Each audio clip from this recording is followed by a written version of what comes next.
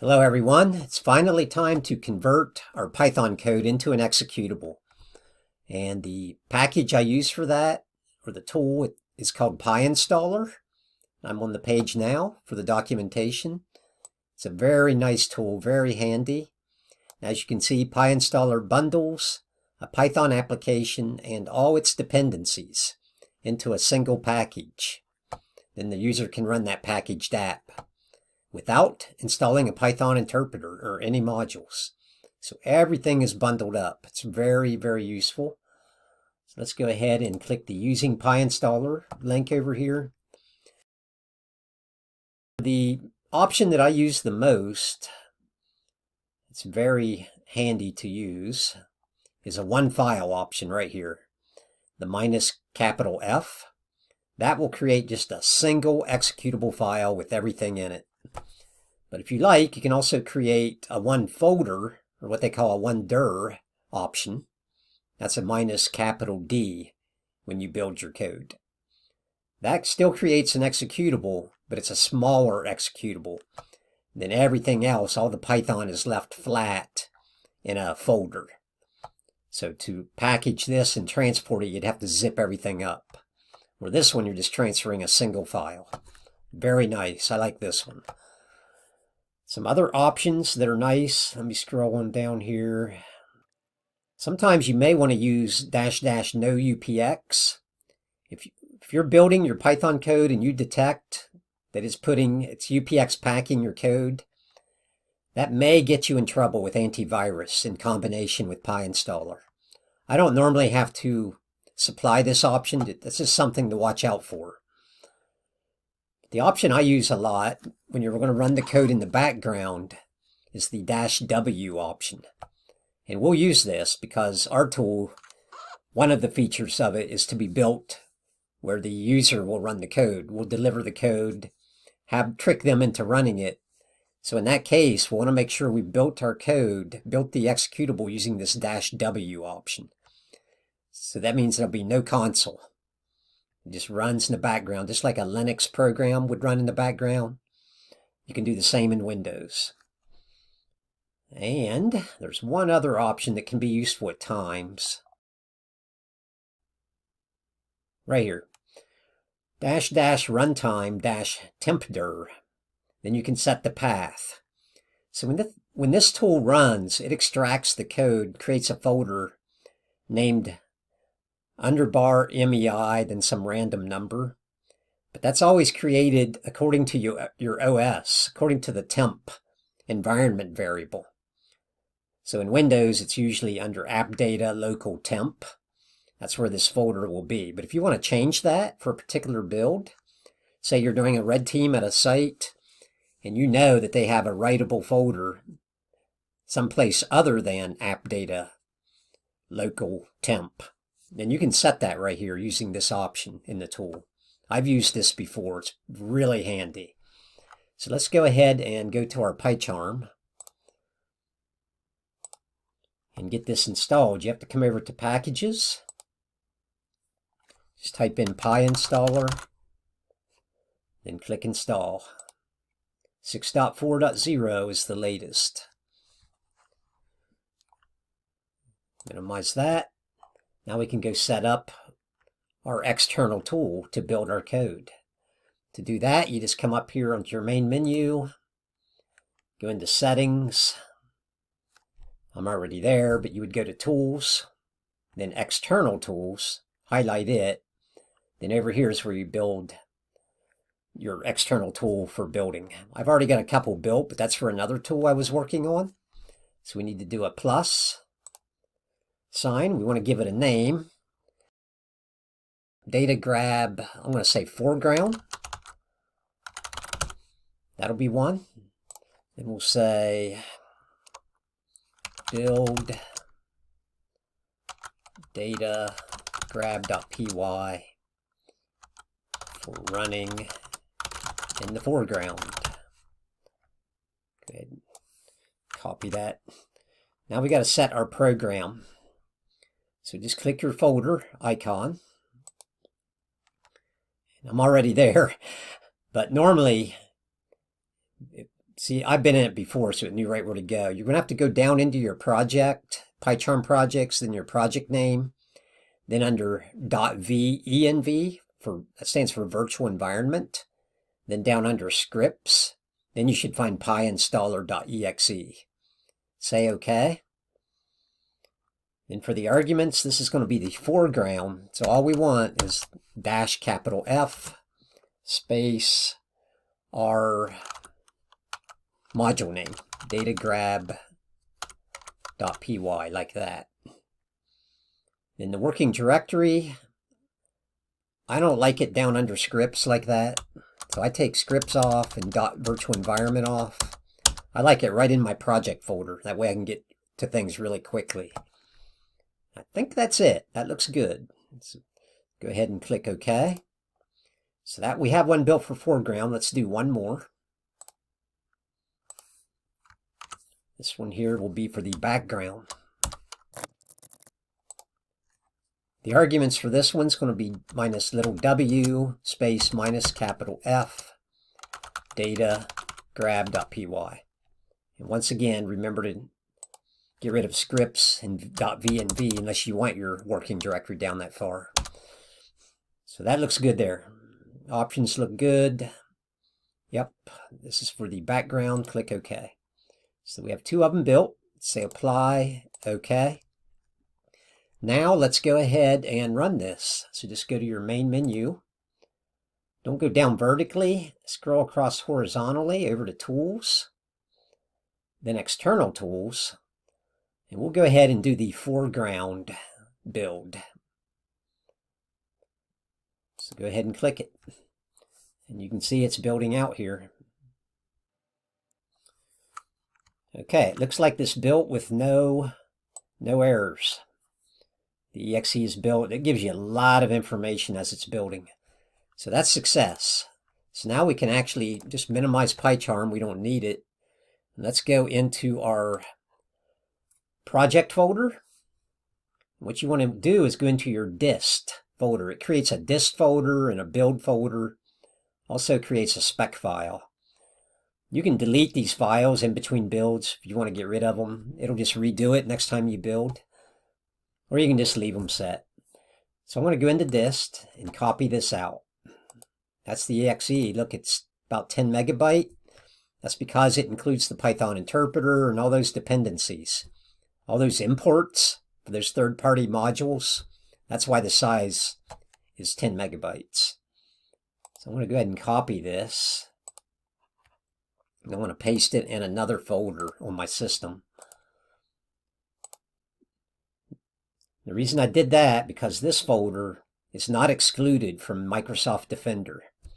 We always have to check to see if Defender will trigger on our executable, because PyInstalller is notorious for triggering antivirus. I have a few ways to get around it. I'll share with you here in a little bit. Let me go ahead and start up a shell. Okay, so now we can run the tool, but first I want to show you in a real situation what we may do. So with the foreground build, if you have the right credentials, typically you will need administrator, or at least workstation administrator, if you're dealing with laptops and those sort of things. What you can do is map the drive, the hard drive of the workstation, the target system, then copy the tool over to that system, maybe rename it to something that looks normal. Maybe you know they have an installs folder that's typical, so you can throw the tool in the installs folder, name it like an updater or something, unmap the drive, so you're not on the system, no connection to the system anymore. Then maybe use a remote management tool like PSExec, which is really old, and you may get intrusion detection alerts on that one in some environments, but it still works wonderfully as long as you have the creds. So you can fire off the tool, even point to maybe a UNC path, so the output from the tool will not stay on the system. It'll go to a share somewhere that's writable to both you, or at least readable by you, and writable from the target system. Or you can use WinRM, or what's known as WinRS, and you can also remote to the target system and run the executable. It works similar to psexec. But you don't have to write to a share. You could just, instead of writing to a share, we could just write to the same folder. Something like that. But we do have to supply this argument, remember, with the foreground model. Otherwise, it's going to just tie up the console, and we'll have to Control-C it to get out of it, which will leave evidence behind, which I'll show you here in a minute. So that's how you can run it. Let's go ahead and run this one. Now is our test. I'm just going to put it out in temp. Okay, you can see it's running. So let me pull up temp here. Oops, not that one. That's, there we go. So we're collecting data. There's some screenshots, my notes, and so forth. There's the clipboard. I haven't typed any keystrokes. I just did. There they are. Let me show you where this tool is actually writing to when we run the executable. I'm out here in my ID under Users in Windows. App Data, Local Temp. See there? Underbar MEI. That's where everything is extracted to. If I go into that, you can see all the Python bytecode that's in here. There's the pill module we imported. So all of that code is in here. So let's go ahead and go kill the application. And you'll see this folder go away. It cleans up after itself. I'm going to hit enter. See that? Very quickly got rid of it. No forensics evidence left. When you run into foreground, you can cleanly kill it. So let's go ahead and clean up a little bit out here. Now let's go compile the tool for the background. So this time, whoops, come over to your main menu. I don't know what I was doing over there. Go to your main menu, slide over to Tools, down to External Tools, then choose Data Grab Background. Let's let that build. Much quicker building this time, because it already had a jump. First time is the slowest build. After that, it's going to go much quicker, unless you remove everything. So let's go ahead and go copy the tool. Here I am in Data Grab Dist. So I'm going to copy it again and go throw it in temp.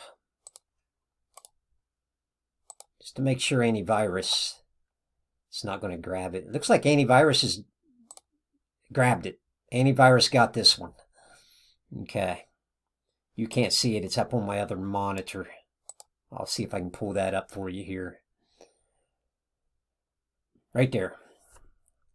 Trojan Win32 WACATAC.B whatever.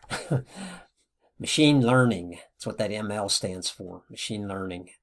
If you Google this and PyInstaller, you're going to find a lot of people complaining that it's false positives. This is flagging even on tools that's not malicious in any way.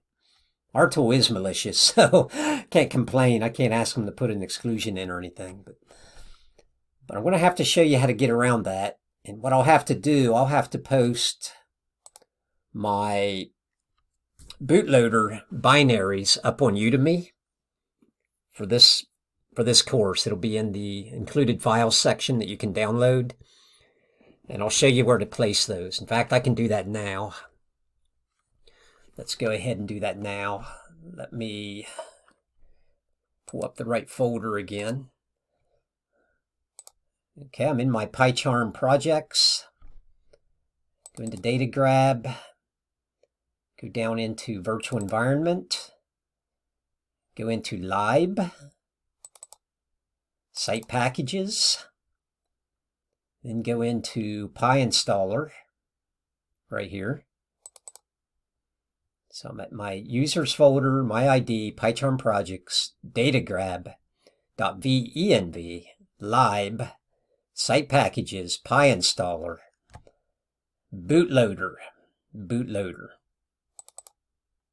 then Windows 64-bit Intel, if that's what you're using. Right here. These are the pre-compiled binaries that come with PyInstaller for the bootloader. So what you'll have to do is compile your own. And it's not easy. I mean, you'll have to install either Visual Studio, which is quite huge. Visual Studio is an IDE similar to PyCharm, except you can code C language and C# and other languages in Visual Studio. But it's a massive program to bring down just to be able to do this. I'll show you the instructions. But what I plan to do is copy my compiled binaries that can defeat Microsoft Defender, and I'll put them up on Udemy in the course. So that way you won't have to compile it yourself. But if you want to, let me pull up right here. Out at PyInstaller's documentation, they have building the bootloader. So if you scroll down just a little bit here, building for Windows, you can use MinGW, which I've never used. Cygwin, I don't think you want to use. It's not going to work right unless you just run Cygwin. Visual Studio is probably what you're going to have to pull down. Okay, and it walks through exactly how to do it. I'm not going to include it with the course. It's very detailed on this site if you want to do it yourself. There is some Python commands you have to run as well up front here. It's all included in here. You just have to step through this. But what I will do is include my executables out there that you can just use those. So I want to go copy mine in. And I believe the next lesson, we'll go ahead and pick it up here. This lesson's getting long. I'll copy mine in and show you what I did there. And next lesson, we'll continue with this one. I'll see you then.